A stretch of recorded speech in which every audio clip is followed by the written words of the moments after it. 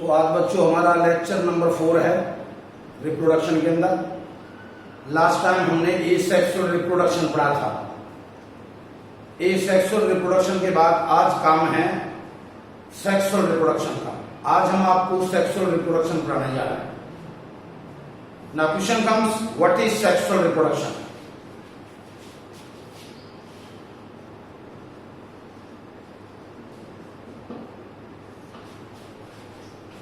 Sexual reproduction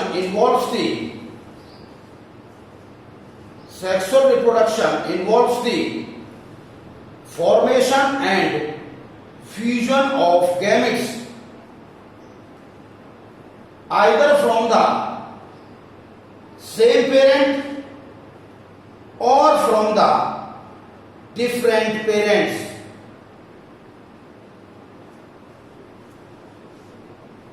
So therefore, in this case, the formation of gametes and fusion of gametes, this is the prerequisite condition for the sexual reproduction. When these gametes get fused, then zygote is formed. This fusion of the gametes,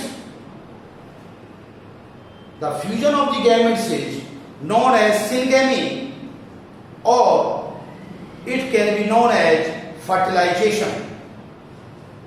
So therefore, in the sexual reproduction, there are the two main events या two key events होते हैं। एक क्या है? Formation of gamete,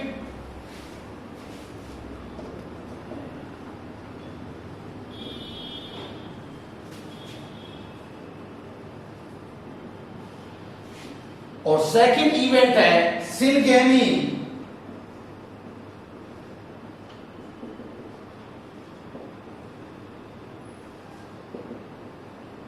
और fertilisation. तो जब ये दोनों प्रोसेस हो जाते हैं पूरे, तो क्या बनता है? Zygote.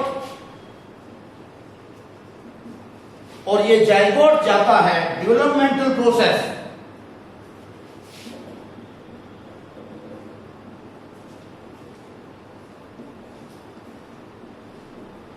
to form the embryo, और इसी एम्ब्रियो से बाद में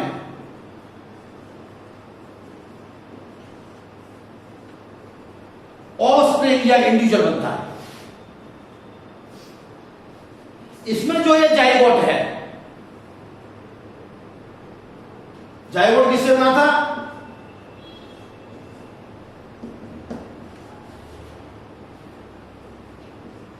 जो गैमेट्स बने थे।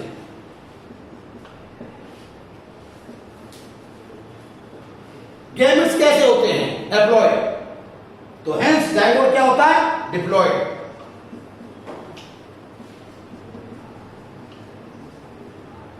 गैमेट्स कैसे होते हैं? हैप्लॉइड।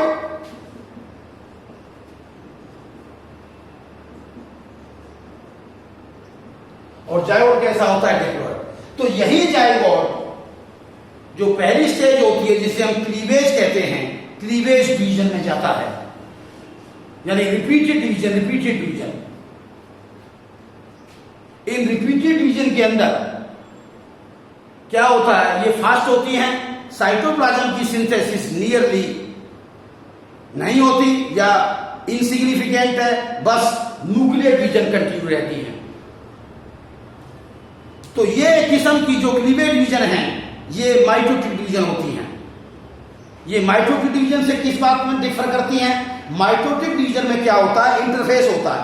जैसे कोई भी एक कैरियोकाइनेस साइटोकाइनेस होने के बाद में एक सेल का साइज होगा छोटा, फिर वो ग्रोथ में जाएंगे, यानी उस ग्रोथ को कहते हैं इंटरफेस। इसके केस में क्या होता है कि एक डिवीजन हो गई, रेप्लिकेशन तो हो गई, न्यूक्लियर डिवीजन हो गई, साइटोप्लाज्म में सिंथेसिस नहीं हुई, फिर एक और न्यूक्लियर डिवीजन हो गई। तो इंटरफेसिस में या तो नेग्लिजिबल होता है या very short duration period of time का होता है।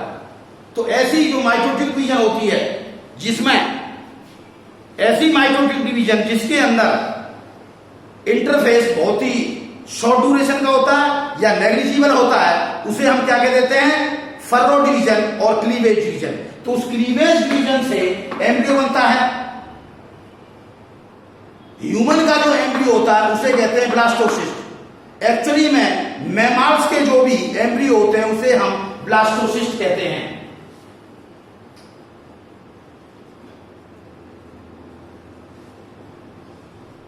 यानी जो ब्लास्टुला है उसे ब्लास्टोसिस्ट। मैं आपको बताऊं, एम्ब्रियो स्टेज तो आप टू सेड से लेकर के जब तक ऑफस्प्रिंग बॉर्न नहीं होता आप उसको एम्ब्रियो कह सकते हो यार, इसमें क्या बात है, उसमें क्या दिक्कत है। टू सेड से लेकर के जब कभी एम्ब्रियो ब्लास्टोसिस्ट हो जाता है, जब कभी ब्लास्टुला बन जाता है, तो ब्लास्टुला के बाद में आता है गैस्ट्रुलेशन प्रोसेस, और गैस्ट्रुलेशन प्रोसेस के बाद में आता है मॉर्फोजेनेसिस, या आप उसको जो है क्या कह सकते हैं, ऑर्गेनोजेनेसिस कह सकते हैं। फिर बाद में कंप्लीट इंटीजर बन जाता है। ये जो मैंने अभी प्रोसेस बताया ये वर्टिब्रेट से कंसर्न था। It was concern with the vertebrate particularly.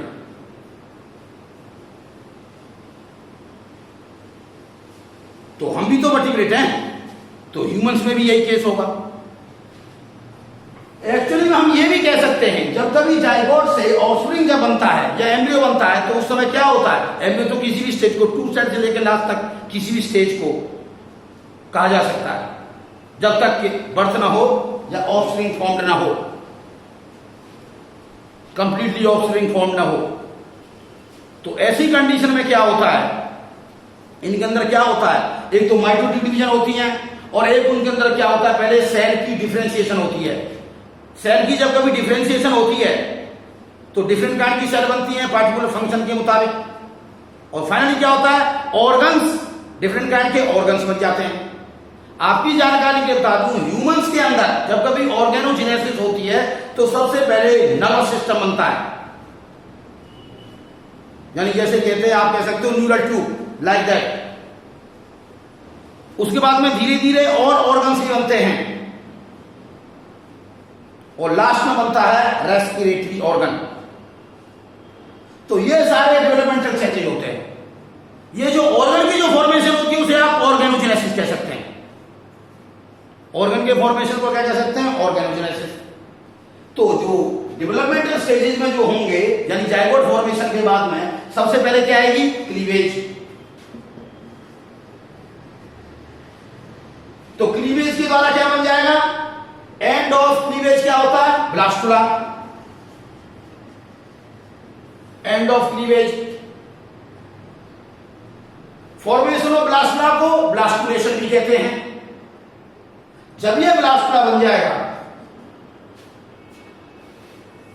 तो ये ब्लास्टुला किस में जाएगा, ब्लास्टुला जो है ये बनाएगा गैस्ट्रुला।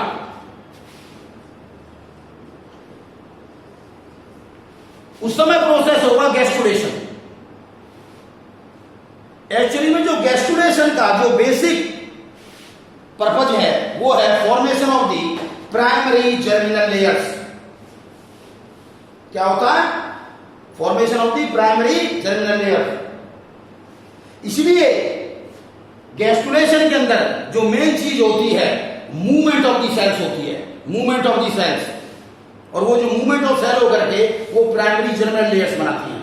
ये प्राइमरी जर्मिनल लेयर्स तीन होती हैं, एक्टोडर्म, एंडोडर्म एंड मीजोडर्म। सबसे बाद में मीजोडर्म बनती है।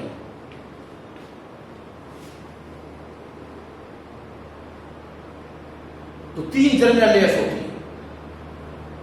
हालांकि जब ह्यूमन से कंसर्न एम्ब्रियोलॉजी हम पढ़ेंगे, जब हम आपको इसके बारे में डिटेल बता देंगे।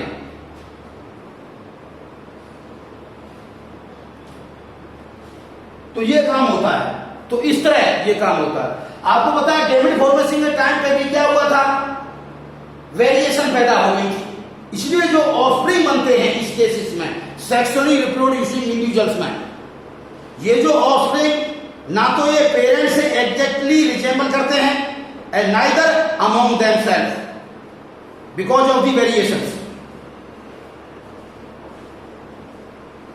तो इस पॉइंट में ये डिफर करते हैं एसेक्सुअल रिप्रोडक्शन से, क्योंकि एसेक्सुअल रिप्रोडक्शन में neither there is the gamete formation, जब गैमेट फॉर्मेशन ही होगा नहीं होगा तो वहां फ्यूजन का जो क्वेश्चन ही पैदा नहीं होता, तो वहां पर जेनेटिकली सिमिलर काइंड के बनेंगे ऑफस्प्रिंग टू दी पेरेंट्स। ठीक है,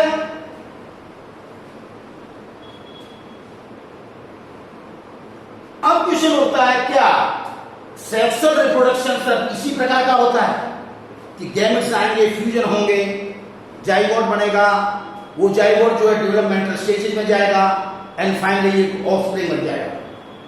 क्या ऐसा ही होता है? Most of cases.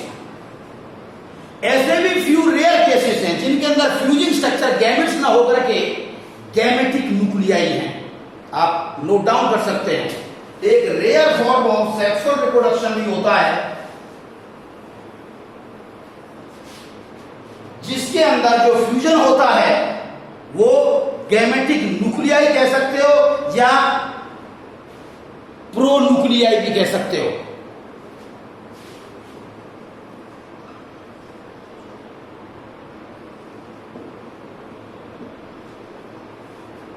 ऐसा जो rare form of sexual reproduction उसे कहते हैं कंजुगेशन, और जो इंडिविजुअल कंजुगेशन में जा रहे होते हैं उन्हें बोलते हैं कॉन्जुगेंट्स।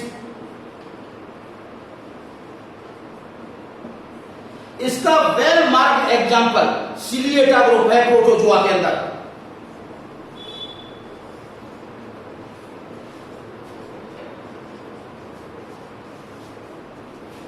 यानी अगर हम सिलिएटा एक क्लास है प्रोटोजोआ की, उसके अंदर पैरामीशियम बिलोंग करता है। इसमें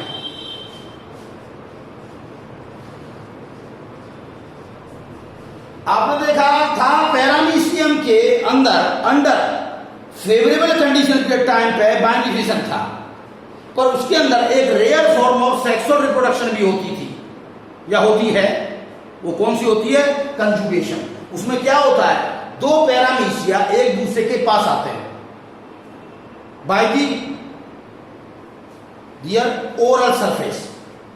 ओरल कहते हैं उसका जो लोअर सरफेस होता है उससे, उसके बाद में कॉन्टेक्ट में आते हैं, बीच में एक कंजुगेशन ट्यूब बनती है और वहां से एक मेल प्रोन्यूक्लियाई एक कंजुगेंट से या पैरामीशियम से दूसरे पैरामीशियम में ट्रांसफर होता है, दोनों में इक्वली, यानी बाई डायरेक्शनल। उनको जो न्यूक्लियाई है उन्हें प्रोन्यूक्लियाई कहते हैं, मेल प्रोन्यूक्लियाई। तो वो मेल प्रोन्यूक्लियाई ट्रांसफर होते हैं, छोटे से उसके रूप में दिखा रहा हूं सामने। आप देखिए जैसे एक ये है, ये दूसरा है। आप जानते हैं एक तो मेगा न्यूक्लियस और माइक्रो न्यूक्लियस दो प्रकार के होते हैं, बाकी एग्जैक्टली स्ट्रक्चर नहीं बनाऊंगा। इन दोनों के बीच में ओरल सर्कल के रूप में क्या बन जाता है?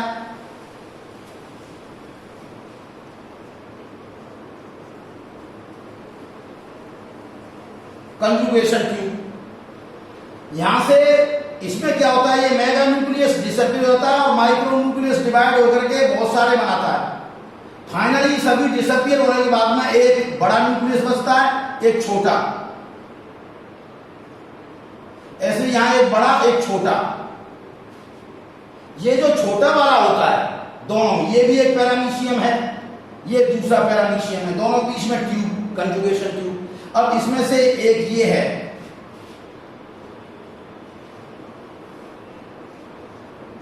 Mail pronuclei.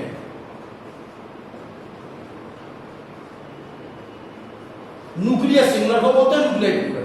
तो ये ट्रांसफर होगा, ये यहां आएगा इसमें, एक ये यहां जाएगा। तो ऐसा जो ट्रांसपोर्ट है कैसा है वो, या ट्रांसफर है वो कैसा है? बाई डायरेक्शन, दोनों तरफ जा रहा है ना। और ये दोनों को क्या कहेंगे? कॉन्जुगेट्स।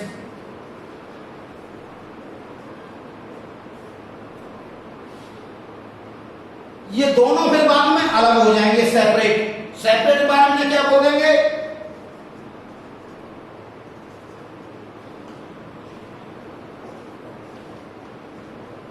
आफ्टर सेपरेशन क्या कहेंगे इन्हें?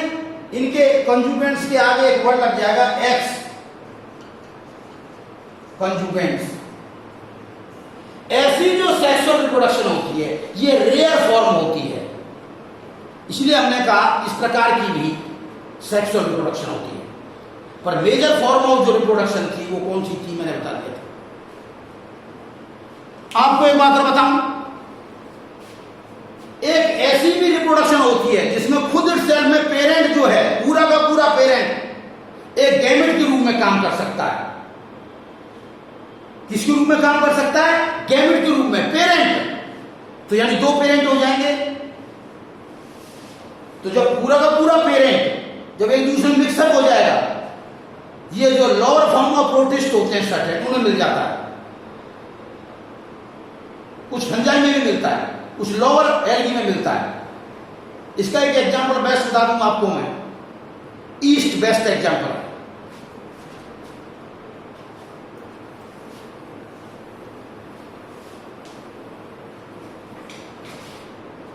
इन दी 11th क्लास डायशीजा फंजाई थी, वहां आपने पढ़ा था, एक एस्कोमाइसिटस से बिलोंग करती थी ईस्ट। जो बड़ी ईस्ट थी उसका नाम क्या था? सैकेरोमाइसिस सर्विसियाई। आपने देखा था जो ईस्ट थी इसकी कई प्रकार की स्टेन होती थी। एक स्टेन होती थी ड्वार्फ स्टेन, एक होती थी इंडस्ट्रियल स्टेन,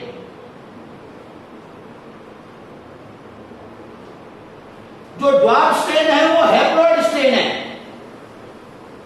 और जो इंडस्ट्रियल स्टेन है वो डिप्लॉइड स्टेन है। जो भी आपके बियर इंडस्ट्री के अंदर, बीवरेजेस इंडस्ट्री के अंदर जिन स्टेन का आप इस्तेमाल करते हो, जिसे आप इंडस्ट्रियल स्टेन कहते हैं, वो लार्ज स्टेन होती है, बड़ी स्टेन होती है, वो इंडस्ट्रियल स्टेन होती है, डिप्लॉयड होती है। कि उसमें डीएनए कंटेंट जब डबल होगा तो हर चीज क्या होगी, जो भी प्रोड्यूस होगा, इथाइल अल्कोहल वगैरह जो है वो हमेशा हैप्लॉइड स्टेन के मुकाबले क्या होगा? डबल होगा, क्योंकि उन पे ट्वाइस डीएनए तो ट्वाइस जीन्स, तो जीन का प्रोडक्ट भी ट्वाइस होगा। इसलिए हम कहते हैं आपको हमेशा जब कभी भी, इसलिए इंडस्ट्रियल स्टेन इस्तेमाल होती है बीवरेज इंडस्ट्री में, क्योंकि इससे जो है कॉमर्शियल रूप से यही एक फिजिबल है और अच्छी भी है। आज तो पॉलीप्लॉइड स्टेन भी बना दी गई, माइक्रोबायोलॉजिस्ट ने पॉलीप्लॉइड स्टेन बनाई है। मेरे बहुत से जो है कलीग हैं जो कि डायरेक्टर और जनरल मैनेजर पोस्ट में हैं, जो भी प्राइवेट में कर रहे हैं, उन्होंने मुझे खुद बताया कि मैंने खुद बनाई हुई है पॉलीप्लॉइड स्टेन। तो ऐसा नहीं 2N तक ही बंद है, पॉलीप्लॉइड स्टेन भी है, 4N और इससे ऊपर की भी है, पर ये होती है। तो उसमें क्या होता है कि जो ड्वार्फ स्टेन है, जैसे ईस्ट, जैसे ये हो गई 1N की, और ये हो गई 1N की एक और ईस्ट, एक 1N की ये हो गई, एक 1N की ये हो गई। तो ये दोनों ही क्या है? ईस्ट है। ये दोनों ही अपने आप में गैमेट्स के रूप में काम करते हैं, फ्यूजन हो जाए तो क्या हो जाएगा? 1N दोनों तरफ से आ गया तो 2N हो गया। तो ये क्या हो गया?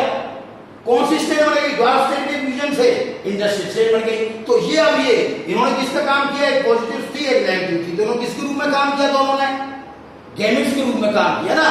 तो इसको क्या कह सकते हो आप? होलोगैमी। होलोगैमी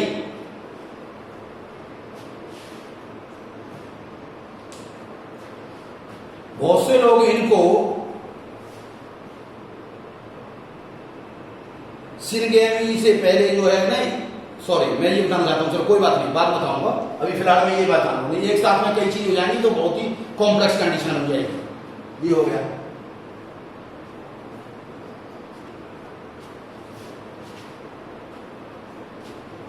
ठीक है,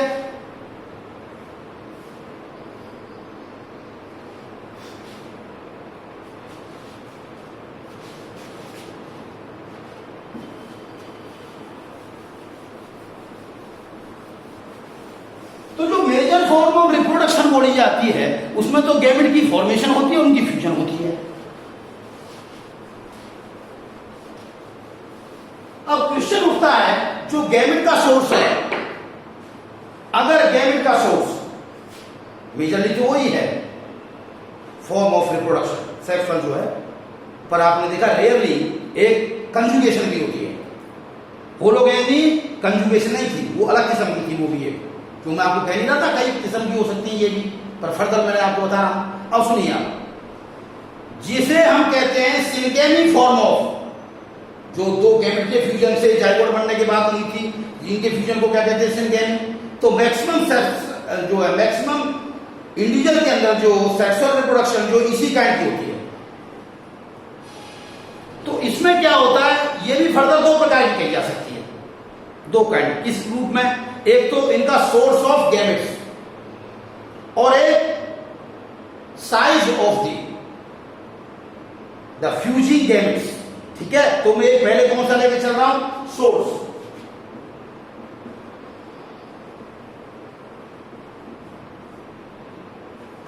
सोर्स ऑफ गैमेट्स का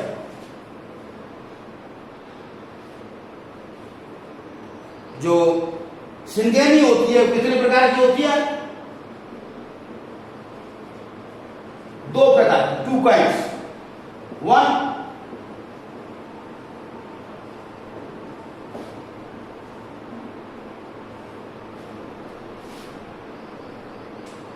सेल्फ फर्टिलाइजेशन या एंडोगेमी, दूसरी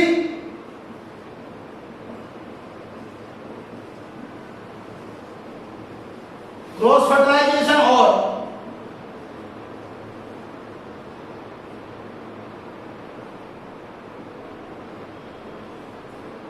एक्सोगेमी। सेल्फ फर्टिलाइजेशन का मतलब क्या हुआ, ये मोनोपेरेंटल हो गई बेटा। ये क्या होगी, मोनोपेरेंटल।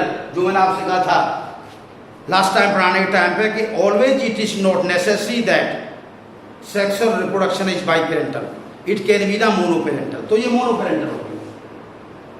आपने देखा है ना, जो फ्लावर होता है, बहुत सारे जो मैक्सिमम प्लांट में फ्लावर कैसे होते हैं, पिस्टिल जो है सोर्स है एग का। तो इसलिए मैं आपको बता रहा था, एक फ्लावर में जब स्टेमन और पिस्टिल दोनों ही हों, तो वहां पर होता क्या है, जो पोलन ग्रेन होता है, it give rise to the male gamete. Ovule which is the part of the ovary of a pistil is the source of the female gamete, that is egg और ओवम। तो इसमें क्या होता है, fertilisation से पहले पोलन ग्रेन ट्रांसफर होता है स्टिग्मा पे। तो यहां पे फर्टिलाइजेशन से पहले प्रोसेस होता है पोलिनेशन, यानी फर्टिलाइजेशन से पहले हर प्लांट्स में एंजियोस्पर्म में क्या होता है, पोलिनेशन। और पोलिनेशन के बाद, पोलिनेशन का क्या मतलब है, the transfer of the pollen grain from the anther to the stigma of a the same flower और जेनेटिकली सेम फ्लावर और जेनेटिकली डिसिमिलर फ्लावर। अगर वो सेम फ्लावर पे हो रहा है तो वो क्या हो रही है, self pollination, and that self pollination will lead to the self fertilization. अगर वो जेनेटिकली डिसिमिलर फ्लावर पे हो रहा है तो वो है क्रॉस फर्टिलाइजेशन। तो इसका मतलब क्या हुआ, एंजियोस्पर्मिक प्लांट में दोनों ही प्रकार की होती है, सेल्फ भी होती है और क्रॉस भी होती है। अब बारी आती है एनिमल्स की।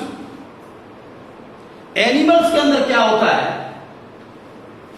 रेयरली सेल्फ पोलिनेशन मिल जाती है, नहीं सॉरी पोलिनेशन नहीं होता, यहां तो वर्ड पोलिनेशन होता ही नहीं है एनिमल में। इसमें मतलब सेल्फ फर्टिलाइजेशन के बारे में बात कर रहा हूं, जो सेल्फ फर्टिलाइजेशन मिल जाती है, जैसे टीनिया यानी टेपरम, रेयरली फेसियोला, जिसे लीवर फ्लू कहते हैं फ्लैटवर्म में, लीवर फ्लू। एनिमल्स के अंदर कौन है, टेपरम एंड फेसियोला। इनमें ये बता दिया। वैसे तो फेसियोला में क्रॉस फर्टिलाइजेशन होती है, पर सेल्फ भी हो सकती है। क्रॉस फर्टिलाइजेशन जहां कहीं होगी वो बाइपेरेंटल होगी, बाइपेरेंटल। जब ये बाइपेरेंटल होगी तो वो जो इंडिविजुअल्स होंगे, दो इंडिविजुअल्स रिक्वायर्ड होंगे। कितने होंगे, दो। अलग अलग। अब क्वेश्चन उठता है क्या वो इंडिविजुअल्स यूनिसेक्सुअल होंगे या बाइसेक्सुअल होंगे? तो मैं आपको बताऊं, वो यूनिसेक्सुअल भी हो सकते हैं और वो बाइसेक्सुअल भी हो सकते हैं।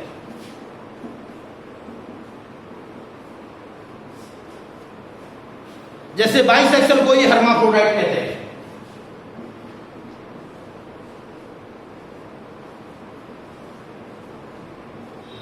इसका मतलब दोनों किस्म के गैमेट्स जब एक ही इंडिविजुअल प्रोड्यूस कर रहा हो तो उसे हम क्या कहते हैं? बाइसेक्सुअल और हर्माफ्रोडाइट। एग्जांपल है इसका अर्थवर्म, लीच,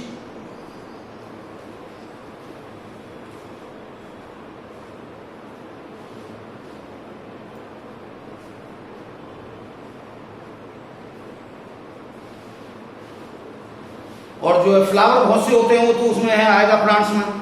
तो जो लीच होता है, अर्थवर्म होता है,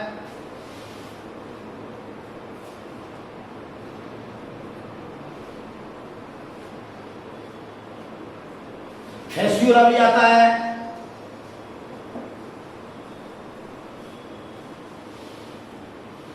इनमें क्या होता है कि मेल टेस्टिज और ओवरीज दोनों एक ही में होती है, यानी दोनों किस्म के गोनेट, पर उनमें सेल्फ नहीं होती। पर फर्टिलाइजेशन कौन सी है? कौन सी है? ऐसे ही स्पॉन्जिस में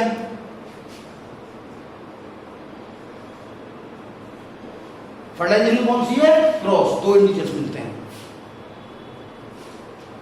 और जो यूनिसेक्सुअल होंगे तो उसमें तो और कोई सोर्स है ही नहीं।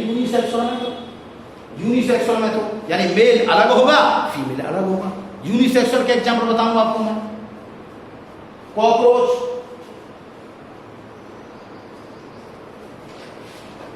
एस्केरिस, हम खुद हैं ह्यूमन बीइंग। आप जानते हो इसमें मेल अलग होता है, फीमेल अलग होता है। और एक खास बात बताऊं, चाहे कॉकरोच है, चाहे एस्केरिस है, चाहे ह्यूमन है, मेल अलग है, फीमेल अलग। यानी female is the source of the egg and male is the source of the sperm. इनके केस में तीनों में ही मैंने जो बताया आपको, इनमें सेक्सुअल डायमॉर्फिज्म और होता है। एक वर्ड और लिखिए, इन सभी में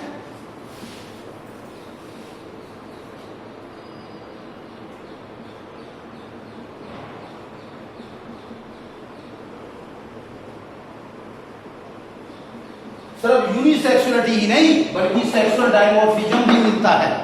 now what do you mean by the sexual dimorphism? Sexual dimorphism का मतलब होता है मेल एंड फीमेल, आप राइट कर सकते हैं, व्हेन दी इनमें सेक्सुअल डायमॉर्फिज्म भी मिलता है। सेक्सुअल डायमॉर्फिज्म का क्या मतलब होता है आपको बता रहा हूं आपको। Sexual dimorphism means when the male and female can be distinguished. Distinguished का मतलब होता है उनमें फर्क पैदा किया जाता है। Can be distinguished by external characters, यानी एक्सटर्नली देख के भी आप बता सकते हो कि ये मेल है, ये फीमेल है।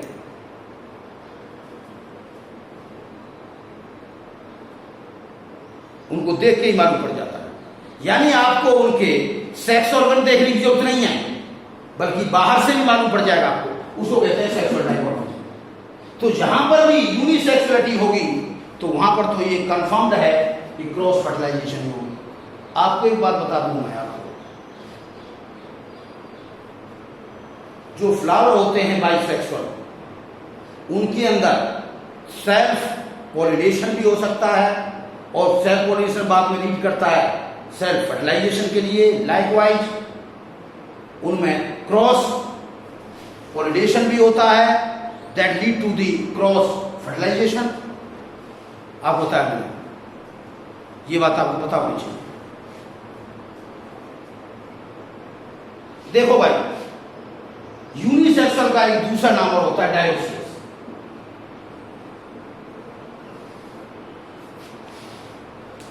देखिए मैं आपको डायोसिस प्लांट के लिए एग्जाम्पल दूंगा। प्लांट जो डायोसिस है, यानी मेल अलग फीमेल अलग। देखिए जिम्नोस्पर्म में जो साइकस होता है ना, ये डायोसिस होता है,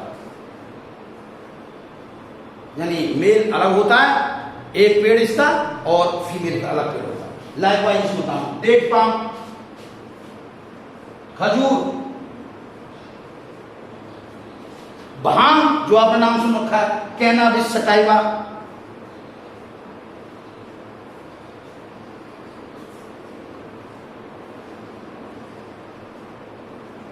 विल्लो या सेलिक्स जिससे बैट बनते हैं, क्रिकेट की जो बैट बनते हैं ना, वो विल्लो की लकड़ी से बनते हैं।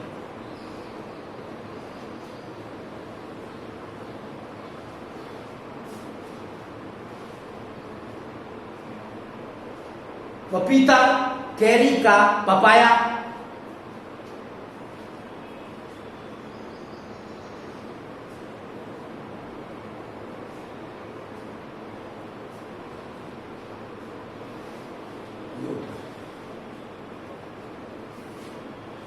तो डायोसियस हिंदी होगा। उसमें क्या होता है, जैसे आपने 11वीं पढ़ा था, फ्लावर किसी एक प्लांट पर, किसी एक प्लांट पर क्या हो सकता है, यूनिसेक्सुअल हो सकता है या बाइसेक्सुअल हो सकता है। यूनिसेक्सुअल का मतलब आइदर स्टेमलेट और पिस्टिलेट। बाइसेक्सुअल का मतलब क्या है कि दोनों ही सेक्स हो उसमें, यानी स्टेमन भी हो और पिस्टिल भी हो, तो ऐसे वो कहते हैं बाइसेक्सुअल फ्लावर। जो डायोसियस होगा प्लांट, उसमें तो यूनिसेक्सुअल ही कंडीशन होगी, पर मोनोसियस कंडीशन में क्या होता है, यानी एक ही प्लांट पे, मान लीजिए जैसे मेज है, मैंने एग्जांपल दिया मेज में फ्लावर तो आपको बताऊं यूनिसेक्सुअल होते हैं। कुकरबिट में भी यही कहानी है, कुकरबिट्स में यानी अलग अलग होंगे, मेल फ्लावर अलग होगा, फीमेल फ्लावर अलग होगा, पर वो सेम प्लांट पे होते हैं। किस पे होते हैं, सेम प्लांट पे। जब वो सेम प्लांट पे हैं तो प्लांट की कंडीशन कैसी है, मोनोइसियस, और फ्लावर की कंडीशन कैसी है, unisexual, either male and female. क्यों, अलग अलग ब्रांचेस पे, एक ही प्लांट पे एक ब्रांच पे तो मेल फ्लावर है, दूसरी ब्रांच पे फीमेल है, तो फ्लावर तो कैसे हैं, यूनिसेक्सुअल, बट प्लांट कैसा है, मोनोइसियस। और जो डायोसियस प्लांट होगा, यानी मेल अलग होगा, फीमेल अलग होगा, तो उसमें तो कंडीशन बिल्कुल 100% है कि फ्लावर हमेशा कैसे होंगे, यूनिसेक्सुअल। ये सब आपने 11वीं में फ्लावर में पढ़ा होगा, पर यहां ये आ गया तो इसलिए मैंने बता दिया थोड़ा सा।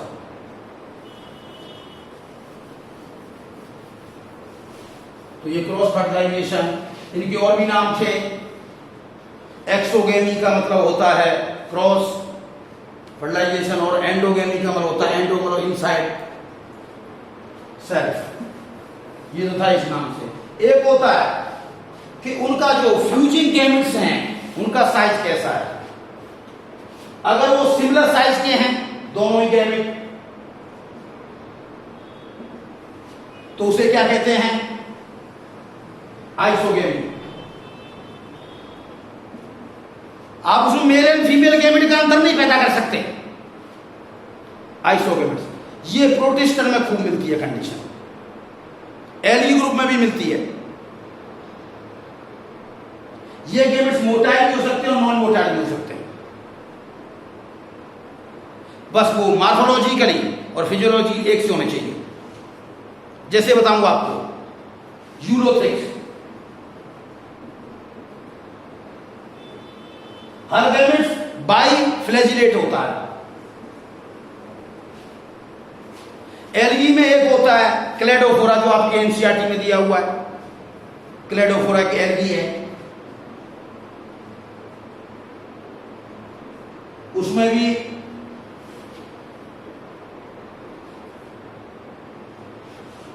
फ्लैजिलेटेड या सिलिएटेड गैमेट्स हैं, जो एक से साइज के, एक से इसलिए आइसोगैमेट्स, यानी वो मॉर्फोलॉजिकली और फिजियोलॉजिकली सेम होते हैं। स्पायरोगायरा एक फिलामेंटस एल्गी है, उसके अंदर फिजियोलॉजिकल एनाइसोगेमी है, जो आपने एल्गी में देखा होगा। क्यों था? उसमें जो दोनों ही नॉन मोटाइल, दोनों ही कैसे थे? नॉन सिलिएटेड गैमेट, पर एक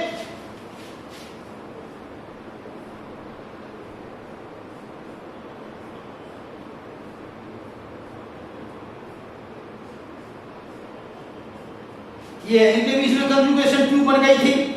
ये दो स्पायरोगायरा जो फिलामेंटस है, इसकी पूरी प्रोटोप्लाज्म मिलकर एक गैमेट बना दिया, इसकी प्रोटोप्लाज्म मिलकर एक गैमेट बना दिया, इसकी प्रोटोप्लाज्म मिलकर एक गैमेट बना दिया, इसकी प्रोटोप्लाज्म ने एक बना दिया, इसकी ने एक बना दिया, इसकी ने एक बना दिया। पर हुआ क्या? ये एक यहां से धीरे धीरे जाकर के इसमें गया, ये यहां से धीरे यहां गया, तो ये 1n था, ये भी 1n था गैमेट। जब ये गया और ये नहीं गया, दिखने में मॉर्फोलॉजी के दोनों एक से हैं, दोनों नॉन सिलिएटेड है, पर हो क्या रहा है? एक जा रहा है। तो इसलिए इसमें जो कंजुगेशन बोली जाती है, मॉर्फोलॉजिकली तो आइसोगेमी होती है स्पायरोगायरा में, मॉर्फोलॉजिकली कौन सी होती है? आइसोगेमी।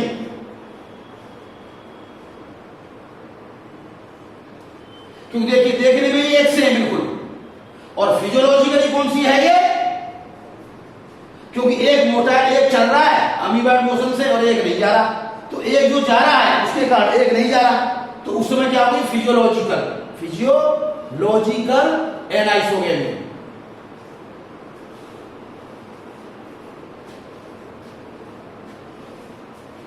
आइसोगेमी के बहुत से एग्जांपल अगर आप प्रोटोजुआ में देखें, मोनोसिस्टिस,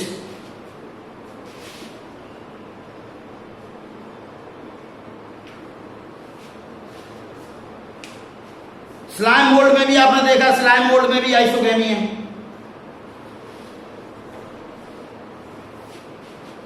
आइसोगेमी एक होती है हीटेरोगेमी या एनाइसोगेमी।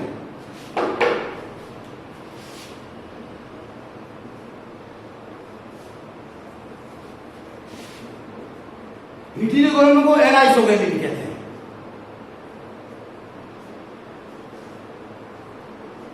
इसमें क्या होता है? दोनों गैमेट्स एक से साइज के नहीं होते। मेल गैमेट छोटा होता है और फीमेल गैमेट लार्जर होता है।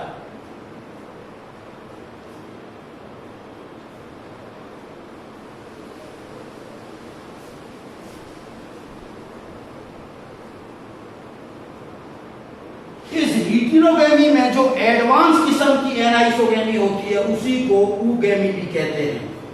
ऊगेमी में और एनाइसोगेमी में कोई अंतर नहीं है, बस फर्क ये है सिर्फ इसमें जो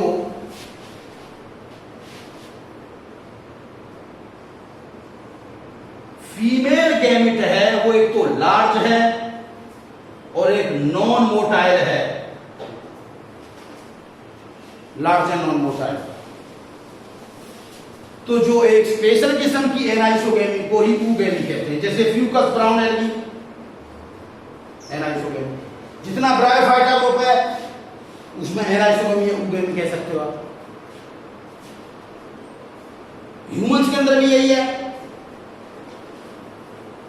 पर आपको बताऊं, एनाइसोगेमी कई ऐसे भी गैमेट होते हैं, जैसे एक गैमेट छोटा है और दूसरा गैमेट बड़ा है, और हो सकता है वो भी बड़ा हो और हल्का उसमें जो एक्टिविटी है वो स्लो हो। जैसे आप बताऊं क्लेमाइडोमोनास ब्राउनी,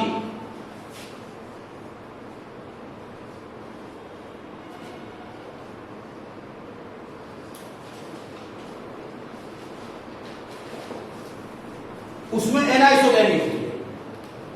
क्लेमाइडोमोनास ऐसा एग्जांपल है जिसके अंदर आइसोगेमी, एनाइसोगेमी, ऊगेमी तीनों किस्म की मिलती है। सेक्सुअल फर्टिलाइजेशन ये एक एल्गी कह लो, क्योंकि ये यूनिसेलर है इसलिए बहुत से इसको जो प्रोटिस्टा में भी रखा हुआ है। पहले एल्गी में पढ़ते थे हम, आजकल आपके लिए अलग किंगडम बना दिया इसलिए यहां पढ़ा जाएगा।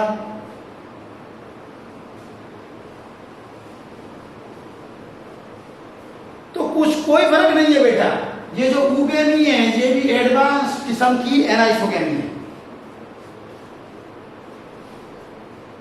Non motile. आपको एक बात बताऊं, जनरली एनिमल्स के अंदर आपने देखा होगा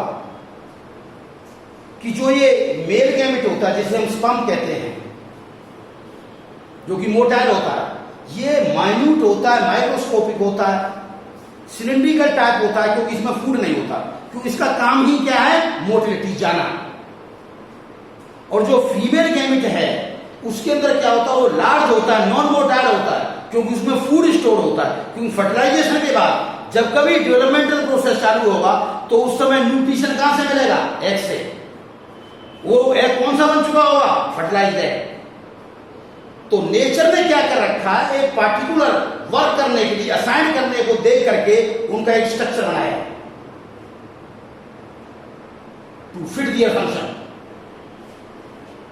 इज इट क्लियर? और आपने देख लिया है, स्पर्म को जो है माइक्रोगैमेट, एग को जो है मैक्रोगैमेट कहते हैं, लार्ज साइज के काम। स्पर्म एनिमल्स में जिस गोनेड बनते हैं उसे कहते हैं टेस्टिस। एग जिस गोनेड बनते हैं उसे बोलते हैं ovary. Sperms are produced in the testis, eggs are produced in the ovary. So these ovary and testes are the primary sex organ.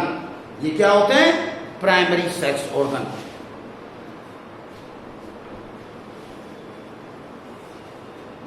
जिस इंडिविजुअल में ये दोनों हों, दोनों प्रकार के गैमेट जो गोनेड्स हों, वो हो गया हर्माफ्रोडाइट, जैसे अपने बताया था अर्थवर्म, लीच, स्पॉन्जिज, और जिसमें ओनली आइदर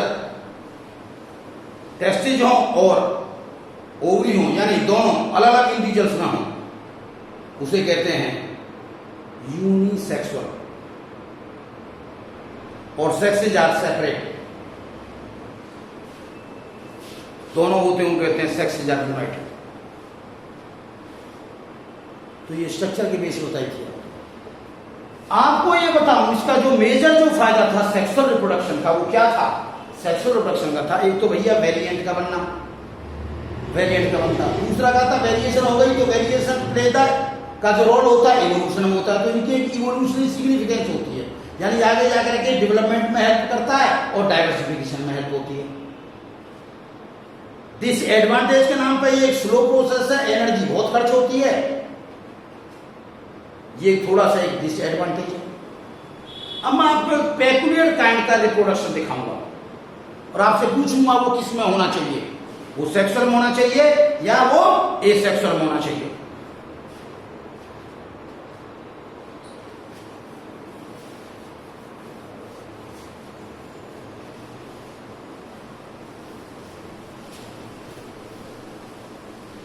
वो है पार्थिनोजेनेसिस।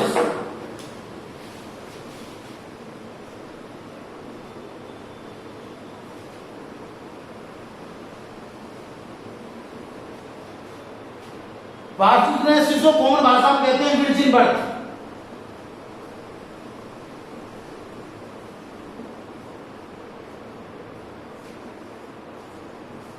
इसमें क्या होता है, अनफर्टिलाइज्ड एग, कौन सा egg,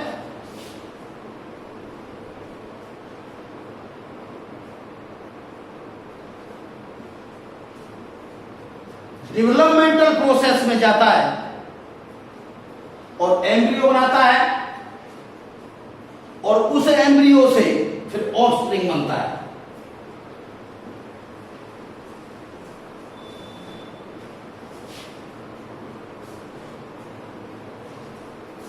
It is a such kind of the developmental process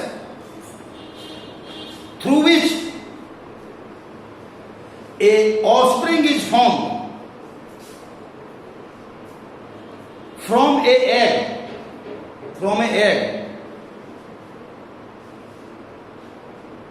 which is not fertilized by the sperm, or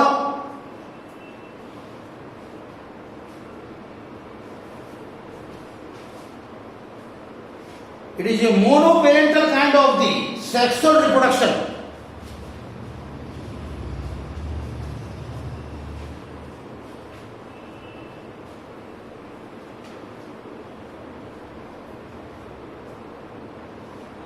where the unfertilized egg is developed into the embryo and finally offspring. मैंने sexual क्यों बोला? क्योंकि sexual reproduction में आपने देखा था क्या होता था, गैमेट फॉर्मेशन होती थी। तो आप कहोगे उसमें तो फ्यूजन भी था।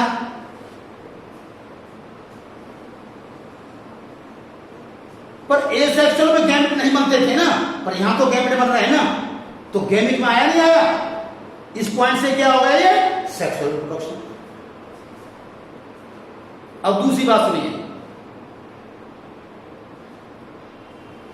The parthenogenesis can be called as, next line में, the parthenogenesis can be called as asexual reproduction as the individual thus formed from the unfertilized egg resemble to the parent, hence there is no variation. तो बिल्कुल क्या होगा, parent जैसा होगा।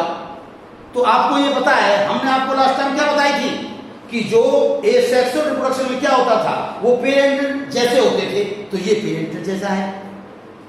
Sexual reproduction में variants बनते थे, यहां पर क्या हो रहा है, वेरिएंट्स नहीं बन रहे, वहां भी वेरिएंट्स नहीं बनते थे। अब बताओ, सेक्सुअल रिप्रोडक्शन दो चीज होती थी, गैमेट बनना और साथ में वेरिएंट्स का भी प्रोड्यूस होना। यहां क्या हो रहा है, गैमेट तो बन रहा है पर फ्यूजन नहीं है और वेरिएंट्स नहीं बन रहे। अब क्या कहूं इसको, इसलिए मैं कहता हूं कुछ लोग इसको सेक्सुअल कह सकते हैं, कुछ लोग इसको एसेक्सुअल कह देते हैं। अब कहना क्या है एग्जैक्टली तो कोई नहीं कह सकता, अलग अलग व्यूज हैं। मैं इसको क्योंकि सेक्सुअल में रखता हूं क्योंकि एग प्रोडक्शन जो हो रहा है वो गैमेटोजेनेसिस से हो रहा है। आपकी जो एनसीईआरटी किताबें हैं, बहुत सी किताबें हैं या और भी किताबें हैं, वो किस में रखे हुए इसको एसेक्सुअल फॉर्म में, क्यों वो कहते हैं फ्यूजन नहीं हुआ गैमेट का। पर भैया इसमें गैमेट बना तो है, तो इसलिए मैं कहता हूं ये एक स्पेशल फॉर्म ऑफ रिप्रोडक्शन है। वो स्पेशल फॉर्म ऑफ रिप्रोडक्शन कौन सी, सेक्सुअल, मैं ये कह सकता हूं। अगर एग्जैक्टली सेक्सुअल नहीं तो स्पेशल फॉर्म। एक होता है गायनोजेनेसिस,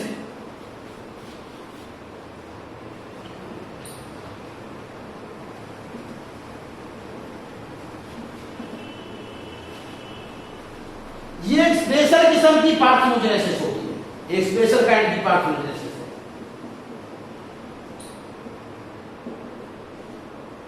अब ये स्पेशल काइंड की पार्थेनोजेनेसिस क्या होती है, इसमें क्या होता है, उसमें खाली एक एग ने डेवलप करके क्या बना दिया था, एम्ब्रियो, उसके बाद मिल गया। इसमें क्या हुआ था, इसमें भी क्या होता है कि जो है स्पर्म पिनिट्रेट करता है एग को। स्पर्म क्या करता है,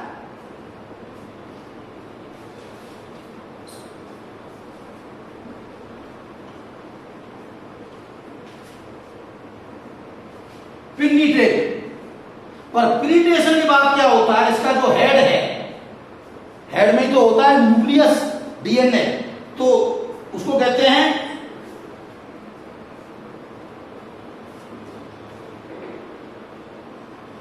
मेल प्रो न्यूक्लियस।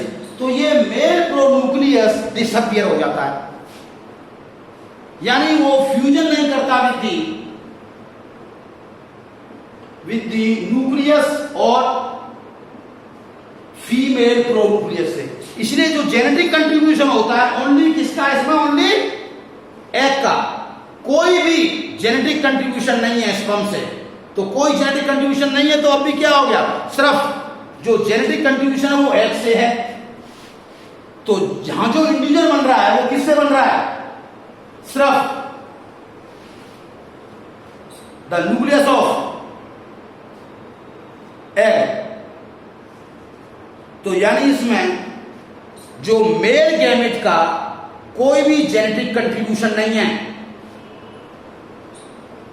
सिर्फ फीमेल के एग का कंट्रीब्यूशन है। तो ये भी एक किस्म की क्या होगी, पार्थेनोजेनेसिस।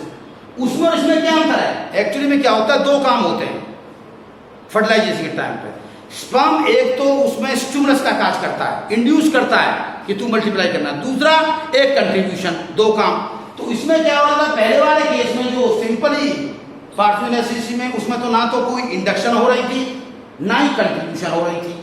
दूसरे केस में क्या है, गायनोजेनेसिस में इंडक्शन की जा रही है एग को कि तुम मल्टीप्लाई करना चालू करना, एक किस्म की स्टिमुलस प्रोवाइड की जा रही है, but genetic contribution is not there, क्योंकि जो इसका न्यूक्लियस था या जो स्पर्म था, आप ये कह सकते हो स्पर्म उसके बाद पेनिट्रेशन के बाद डिसअपियर हो गया है। क्या हो गया, डिसअपियर, आप ये कह सकते हो, ऐसे भी कह सकते हो। ऐसी कंडीशन बहुत सी फिश है उनके अंदर मिलता है ये गायनोजेनेसिस।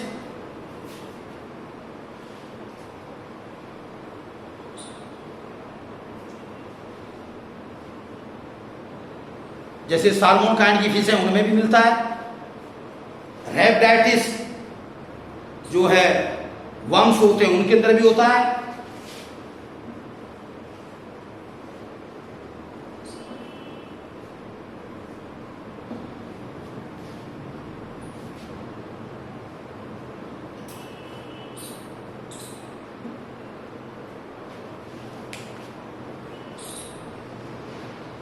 पार्थेनोजेनेसिस का मतलब ये तो पता लग गया कि इसमें क्या होता है कि जो अनफर्टिलाइज्ड एग है वो डेवलपमेंटल प्रोसेस में जाता है और न्यू एक इंडिविजुअल बनता है। तो ये मोनोपेरेंटल हो गई, तो ये एक स्पेशल किस्म की थी। पार्थेनोजेनेसिस नेचुरल भी हो सकता है और ये आर्टिफिशियल भी हो सकता है।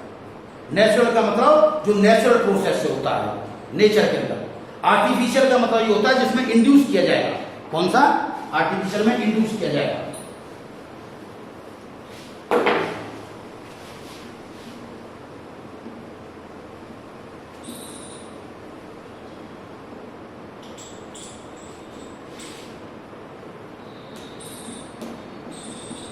नेचुरल पार्थेनोजेनेसिस और आर्टिफिशियल। नेचुरल में आता है जैसे आपने देखा होगा, इंसेक्ट में है नेचुरल, वास्प में है, एफिड्स में है, रोटीफर्स में है।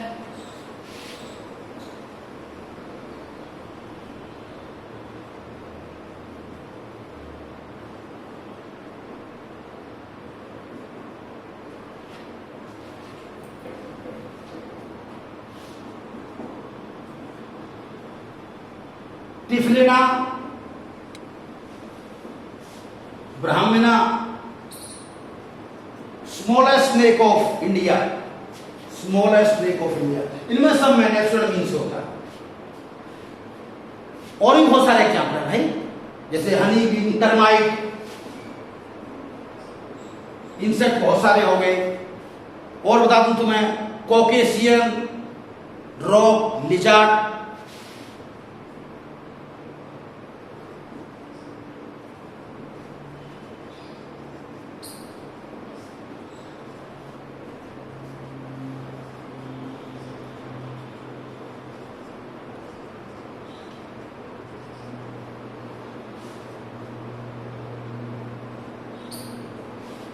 लेसर्टा saxicola armeniaca, Caucasian rock lizard का नाम होता है लेसर्टा सेक्सिकोला आर्मीनिएका। इन सब में नेचुरल। आर्टिफिशियल क्या होती है मैं बताता हूं आपको। आर्टिफिशियल मतलब जिसमें इंड्यूस किया जाएगा। कैसे इंड्यूस किया जाएगा, आप इन्वायरमेंटल कंडीशन को बदलते हैं। जैसे फॉर एग्जांपल सबस्ट्रेट बदलते हैं, पीएच बदलते हैं, इलेक्ट्रिक करंट सप्लाई करते हैं, या उसमें जो कोई इंजेक्ट करते हैं नीडल एक्सेट्रा। जैसे for example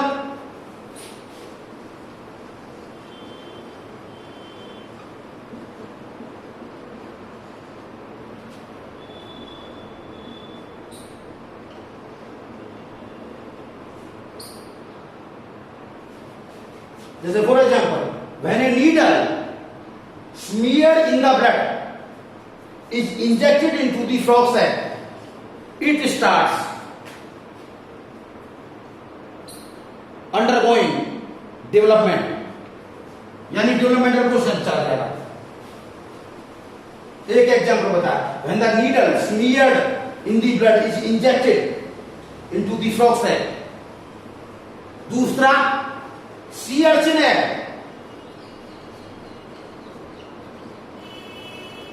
when they are placed in the saline solution,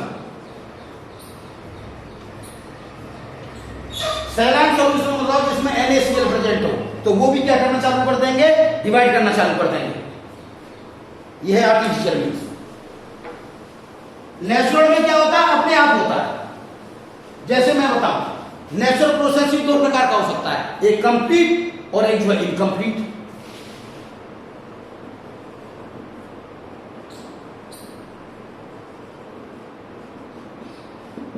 complete पार्थोजेनेसिस वो होती है जिसके अंदर मेल्स तो होते नहीं, सिर्फ ओनली फीमेल का is found, only female present, no mails.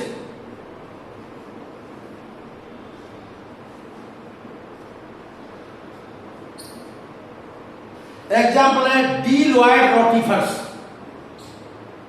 डीलॉयड rotifers.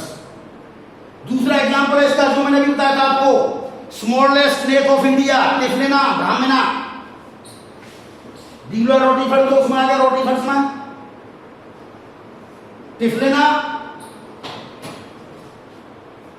इसी में कॉकेशियन रॉक लिजार्ड, जो भी मैंने नाम बोला था वो भी इसी में है, लिखो फटाफट।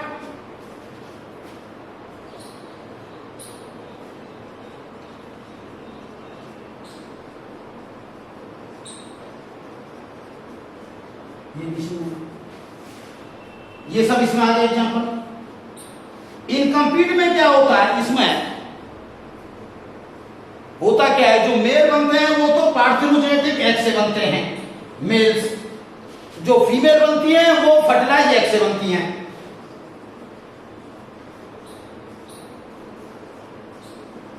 जैसे हनीबी, हनीबी में देखा है आपने,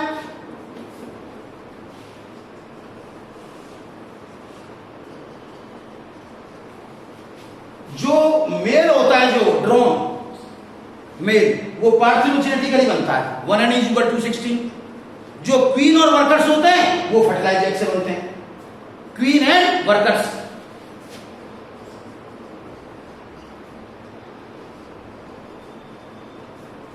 दोनों ही डिप्लॉयड हैं। अंतर क्या, क्वीन है फर्टाइल और वर्कर्स हैं स्टीराइल, दोनों ही फीमेल्स हैं।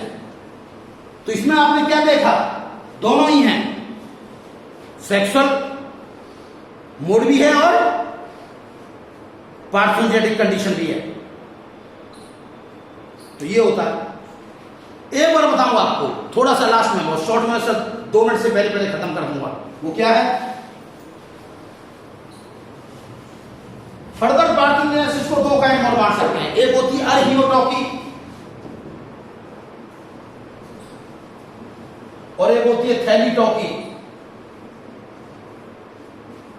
अरहेनोटॉकी को हैप्लॉइड पार्थेनोजेनेसिस कहते हैं। इसमें जो हैप्लॉइड एग से जो बनता है वो जनरली मेल बनता है, मेल।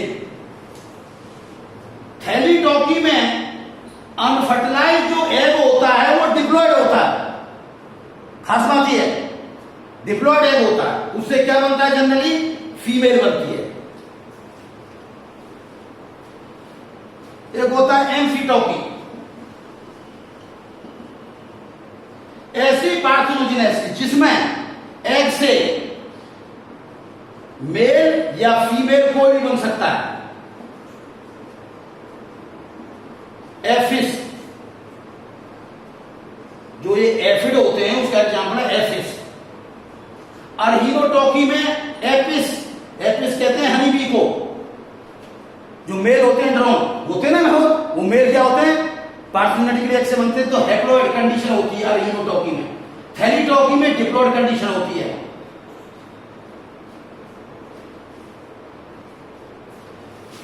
डिप्लॉइड कंडीशन जैसे डीलॉयड रोटिफर्स और भी हो सकते हैं एग्जांपल। थैलीटॉकी डिप्लॉइड कंडीशन, डेफनिया, ये सभी थैलीटॉकी में डेफनिया डिप्लॉइड है।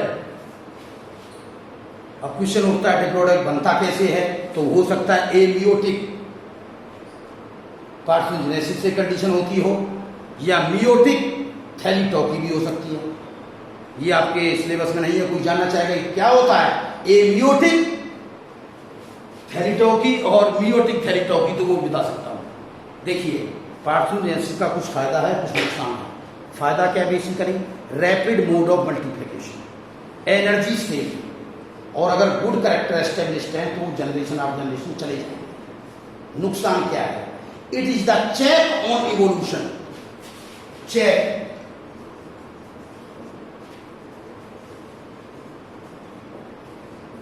चेक ऑन इवोल्यूशन का मतलब इवोल्यूशन को ये बढ़ाता नहीं है, इवोल्यूशनरी सिग्निफिकेंस को रोकता है।